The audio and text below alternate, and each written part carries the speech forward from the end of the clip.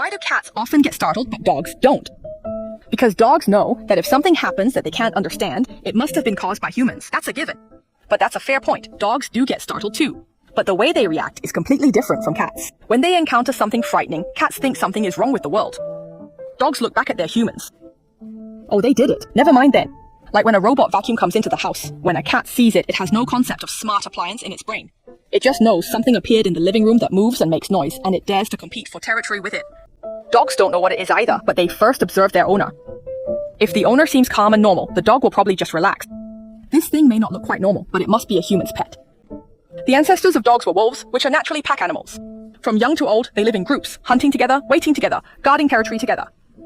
When they encounter something they can't handle, the first instinct is to fight. When a wolf pack can't beat their prey, they call for backup. When injured, they howl. This habit of calling on their brothers when things get tough is hardwired into their genes. Later, they evolved and opened up, going from wolves to dogs, working alongside humans, always hunting and guarding as a team. Over tens of thousands of years, they not only learned to read human expressions, but when facing danger, they started treating the human state as the new safety standard. You're fine, I'm fine. He's okay, I'm okay. So when dogs are scared, they look for their owner. Something's wrong? Let me check with my big brother. Cats are different. The ancestors of cats were African wildcats, solitary animals. One cat, one territory, eating, drinking, and hunting all on their own. No friends to call for help. Later, humans started growing grain, which attracted mice. Wildcats came to catch mice. Both sides saw this was a good deal, beneficial to both parties. So they formed a kind of, you don't bother me, I won't chase you, cooperative relationship. Dogs are like regular soldiers, having gone through tens of thousands of years of interviews and training, becoming more and more dependent. Cats, by comparison, are more like freelancers, still retaining many of their ancestors' habits of self-reliance and strategies for scent marking and escape routes. So moving to a new home is like a company changing offices for a dog. No big deal.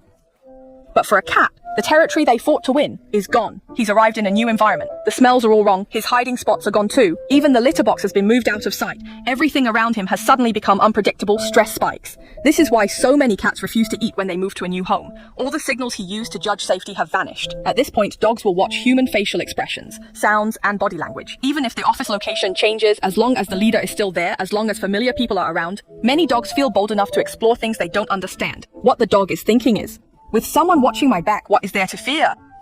You may not be able to protect him from danger, but your very presence tells him someone's got this script covered. And cats?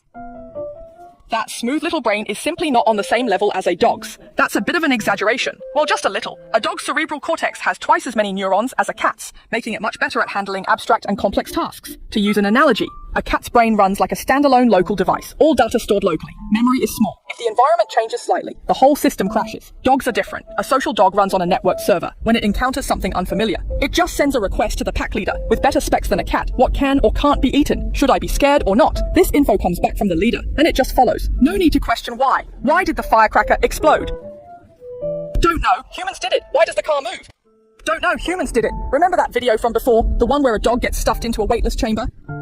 It stays completely calm while floating, even licks its lips a couple times. Now that's what you call a steady old dog. And that's because what it's probably thinking is, no need to ask humans. Definitely did it. No idea what they're up to. Just go along with it. So a cat's stress response is essentially a local memory overflow with no way to call for backup. A dog's calm comes from never thinking it has to handle things alone. Got a problem? Just pass it on to the human.